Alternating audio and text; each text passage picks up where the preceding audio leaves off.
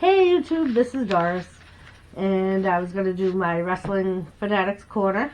I decided that I was going to do a little bit on each show in the same video, just because I kind of came up with this yesterday, so it was kind of after Monday Night Raw and NXT already. Really nothing too exciting happened on Monday Night Raw. Eric Rowan once again faced No Way Jose and went after somebody for trying to look into the cage. We also had the Viking Warriors take on No Name Jobbers again. And Becky Lynch, who this week became the longest reigning women's champion, is with Charlotte as a tag team facing the tag team champions. Why? I don't get it. I don't understand why the longest reigning women's champion isn't defending her women's champion.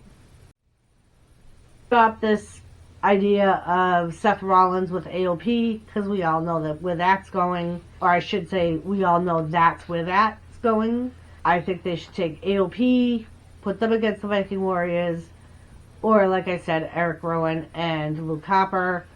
That would be two teams that could do a pretty long storyline with the Viking Warriors and have them stop facing jobbers.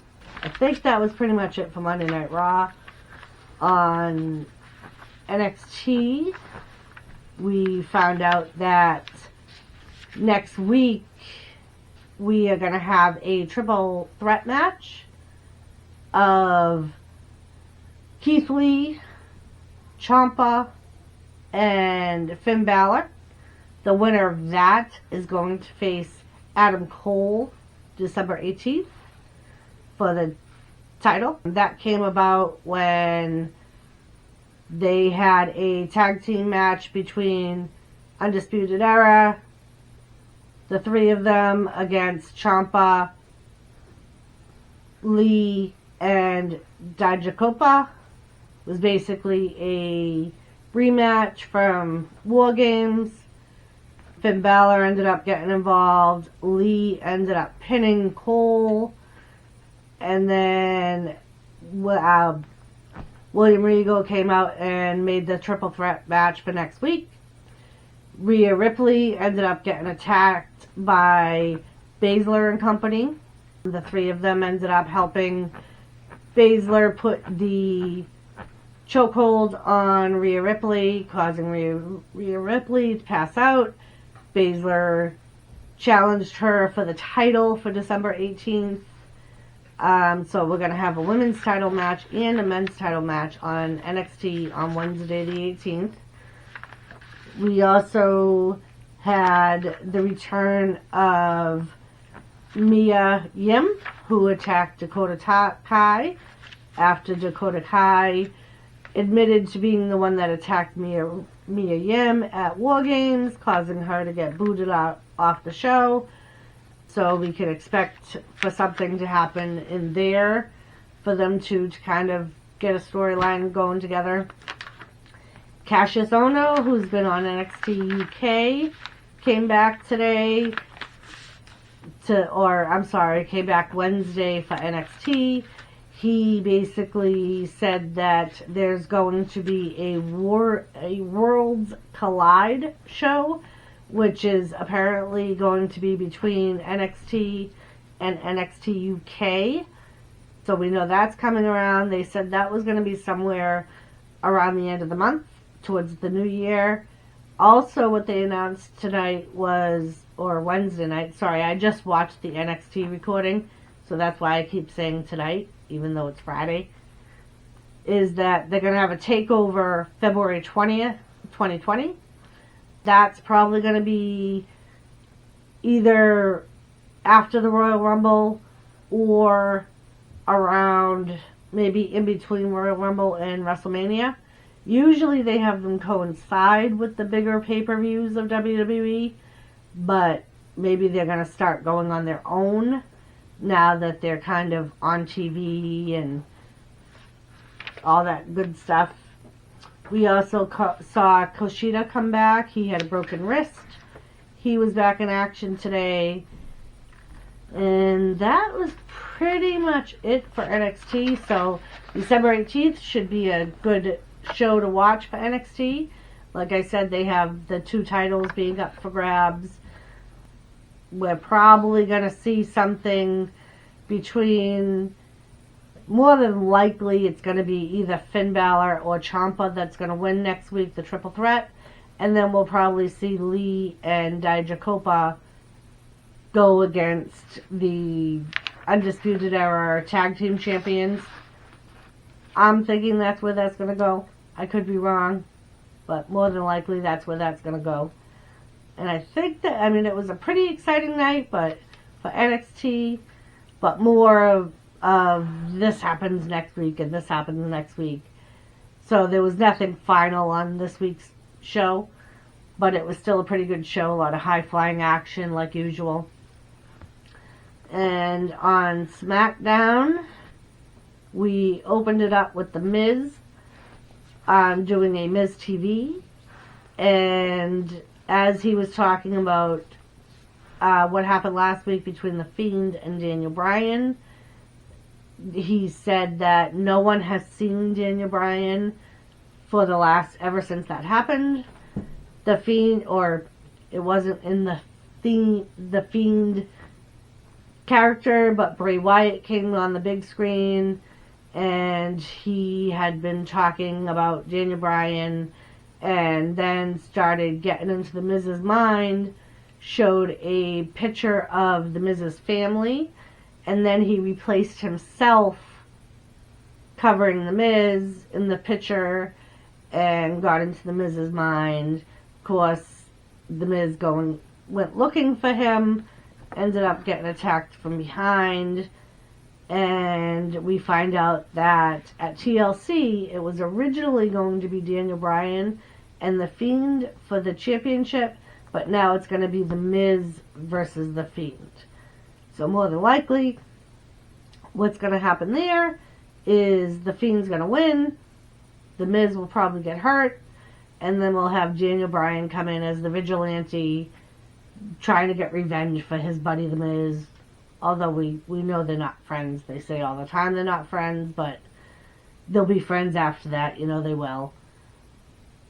We had a 4-team tag team elimination tournament between the Heavy Machinery. They did the Shorty G and Ali together and then the Revival, and who the hell is that other team?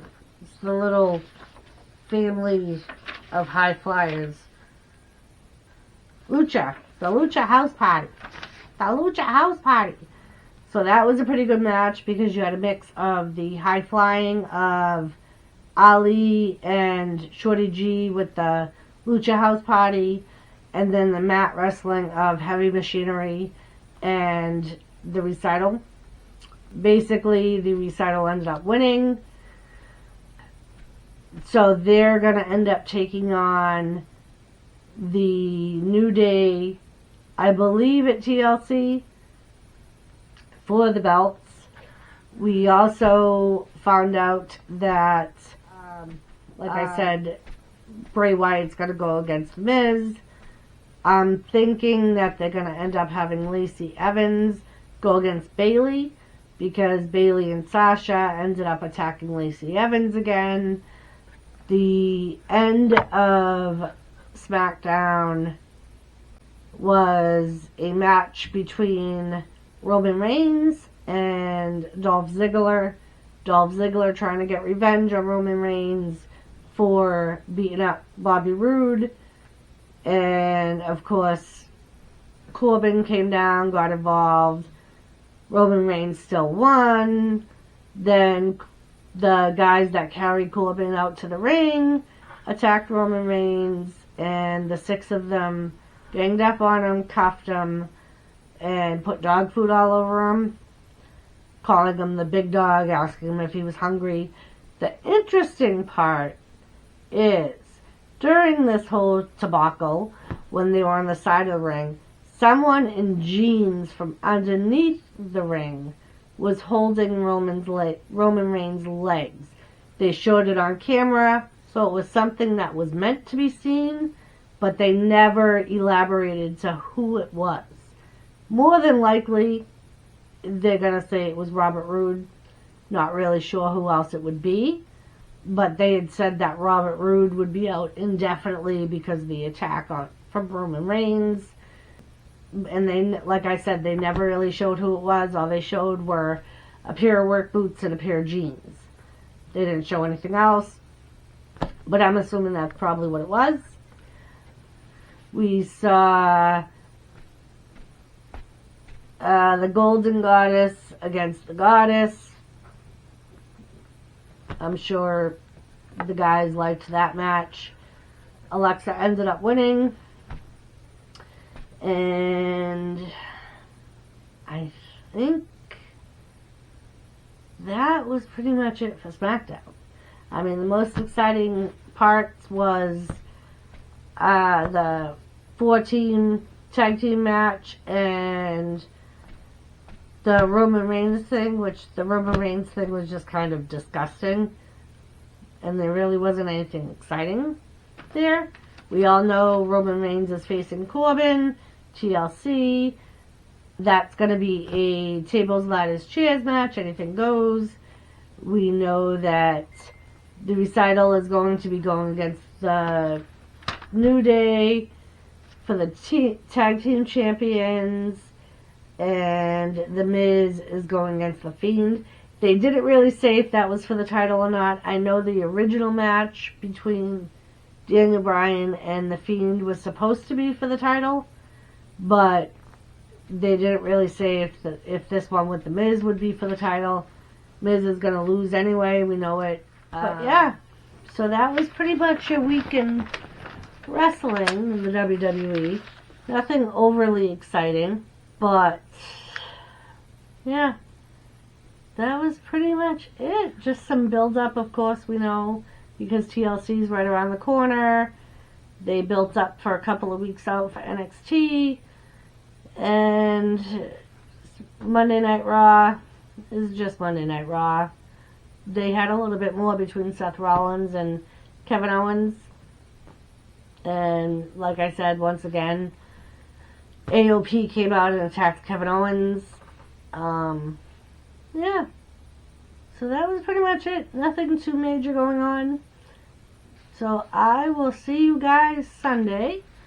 And we can kind of talk about what else, if I missed something. Or maybe we can cover some other news on Sunday. I know there's a few people's contracts ending. Whether or not they'll renew remains to be seen. I know there's some that are not planning on renewing, but that could always change. It usually does. But yeah, that was pretty much that. Alright guys, thanks for watching.